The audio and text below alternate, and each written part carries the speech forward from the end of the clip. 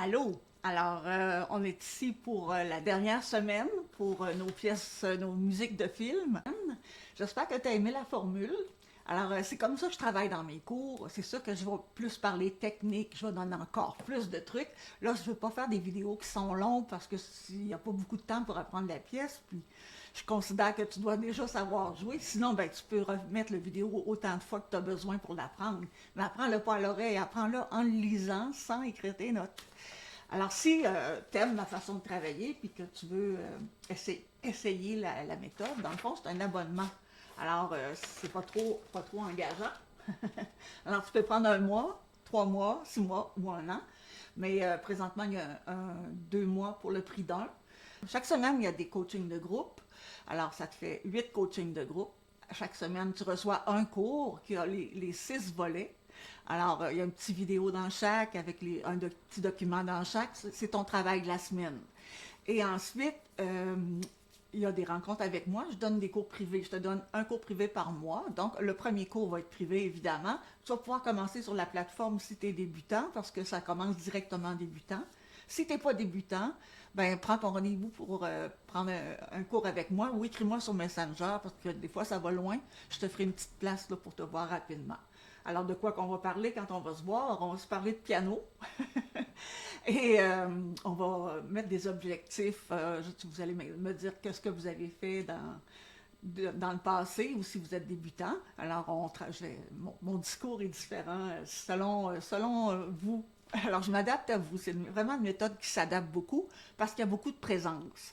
Alors, on a une communauté, on a les rencontres, on a les cours privés, puis c'est ça. Alors, puis les cours en ligne, bien sûr. Alors, je vais commencer par le Pirate des Caraïbes. Alors, cette semaine, il nous restait 2 lignes à apprendre. Puis, on va travailler un petit peu l'interprétation, si tu veux, pour la jouer, pour que ça soit encore plus intéressant de la jouer. Alors, on fait ça à l'instant. OK. Alors, on y va avec le Pirate des Caraïbes.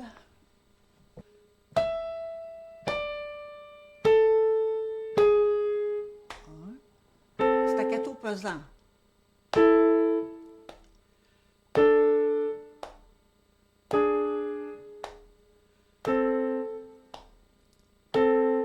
Deux, trois, quatre, un, deux, trois, quatre. On va ralentir un peu à la fin. Main gauche. Petit doigt sur dos. Un. Pas trop sec les staccato par rapport au début.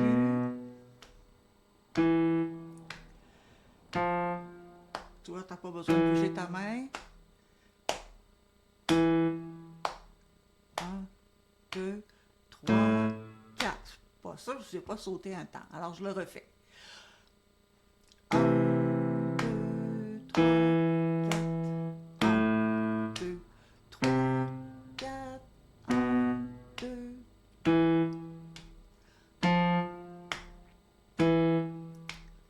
un, deux, trois, quatre. Un, deux, trois, quatre. Donc, on va essayer ça les mains ensemble. Alors, tu suis toujours ta feuille de route, puis tu vas voir, c'est plus l'interprétation cette semaine. On va dire les valeurs de notes de la main droite. Noir, noir, noir, noir.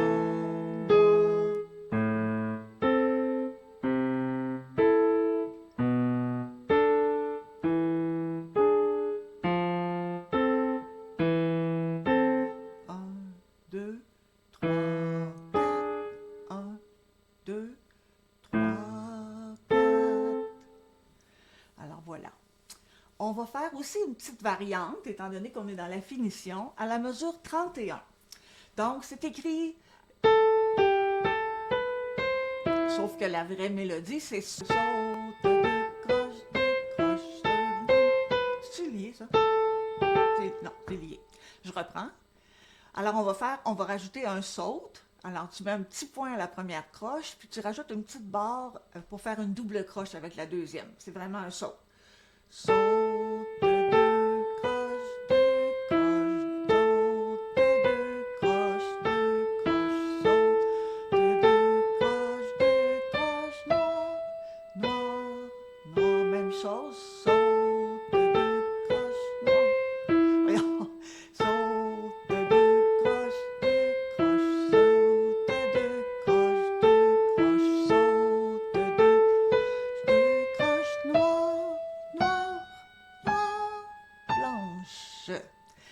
les mets ensemble, ça fait.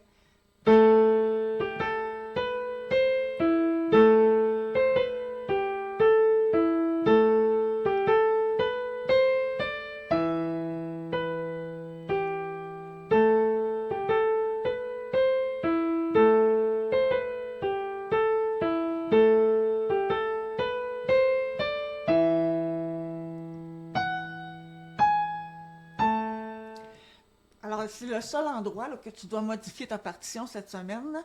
Ben, il y avait des sol dièses dans les deux dernières lignes là, à surligner comme altération accidentelle. Il y a les temps, c'est très simple. Alors, tu vas avoir besoin à la mesure 31, 32, 33 et 35, 36, 37. Les deux premières croches, on les modifie. On met un point à la première, puis on rajoute une petite barre pour faire une double croche pour que ça fasse saute, deux, saute, deux, croche, deux, croche. Ça, c'est des violons qui font ça dans ce temps-là. Alors, si on part du début, notre vitesse maximum, ça va être 92. C'est pas très rapide parce que c'est pas c'est épique, mais c'est quand même pas trop vite, cette pièce-là, le médaillon cadre.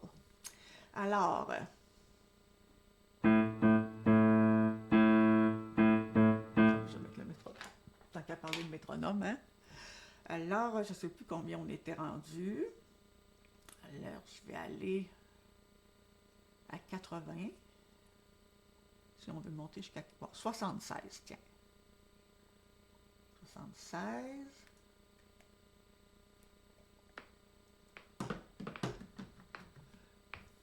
Deux, trois.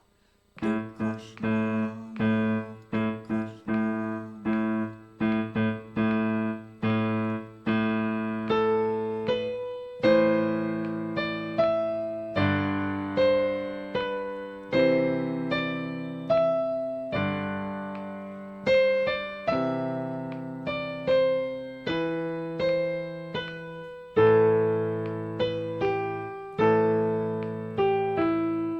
Métronome à 80, pas 80, 76. Je ne sais pas combien tu étais rendu, alors monte au moins à 76.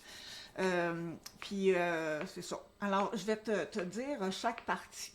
Alors, tu vois, le début, c'est comme une marche épique. Donc, moi, je commençais fort, mais je commencerai un petit peu moins fort pour faire comme si ça s'en venait. Je change à chaque mesure un peu plus fort. Je suis le métronome, là.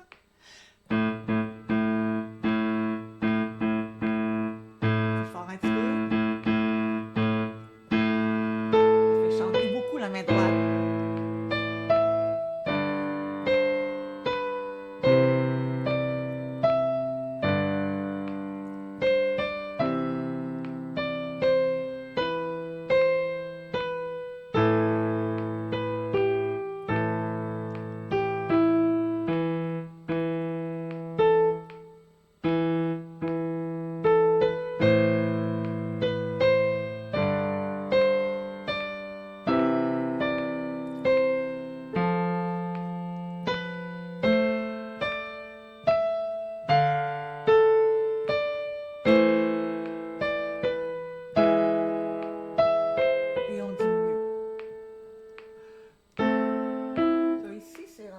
C'est des basses qui jouent.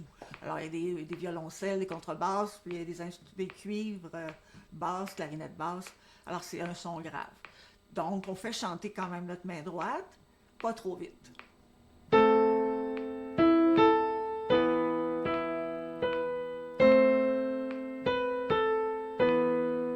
Là, c'est des trompettes.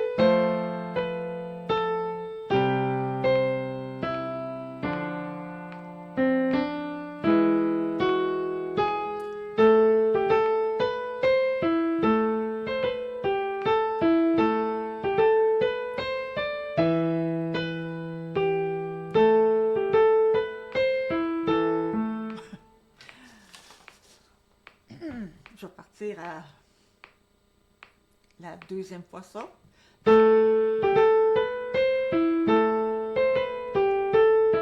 monte.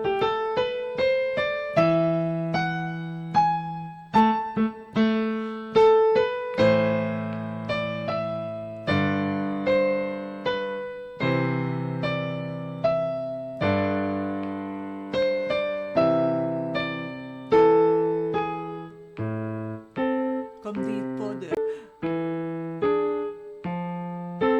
On peut faire comme s'il s'éloigne aussi.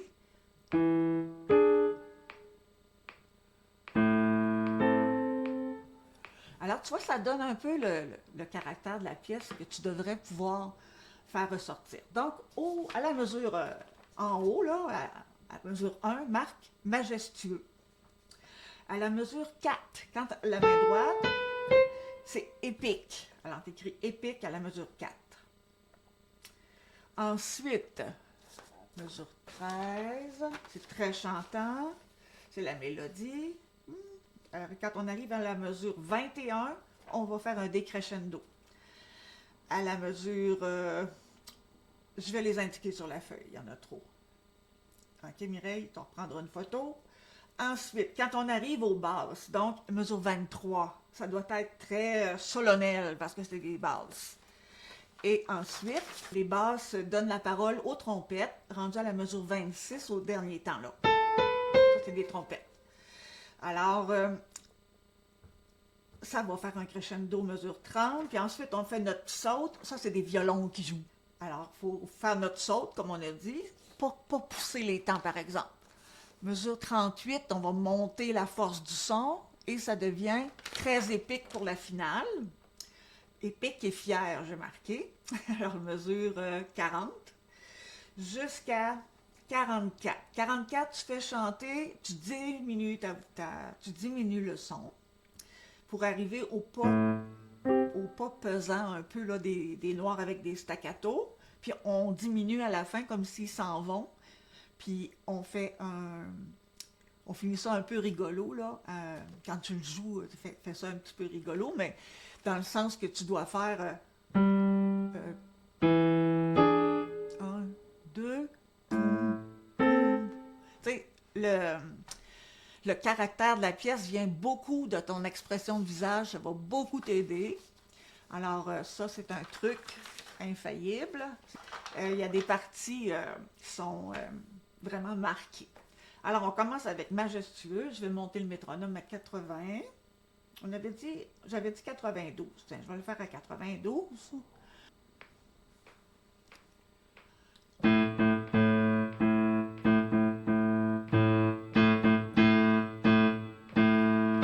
Épique.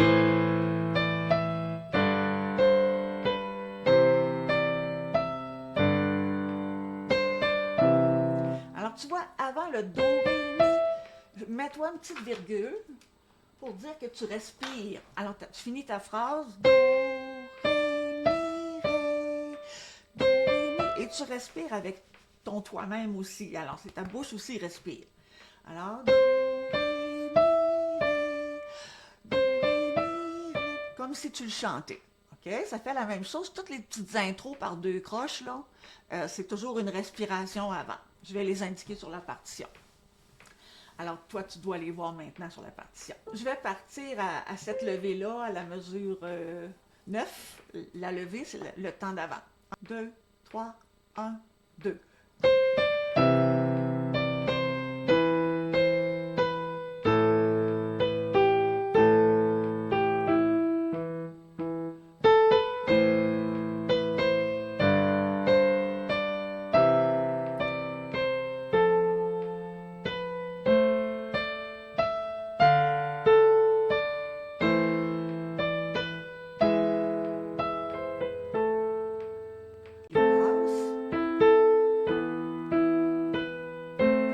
Fais chanter la main droite.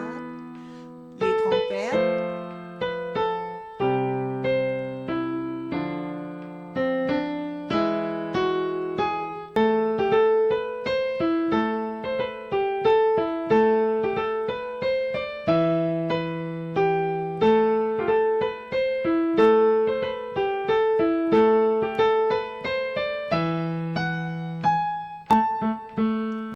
Alors, on part aux trompettes. 1, 2.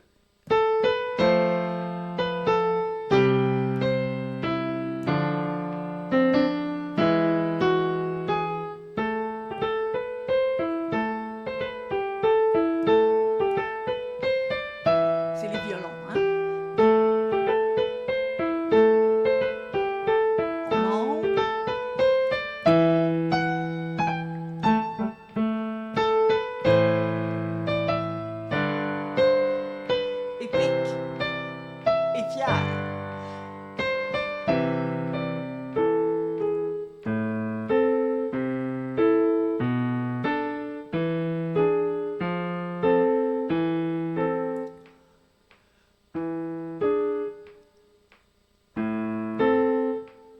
tu ne tiens pas de notes.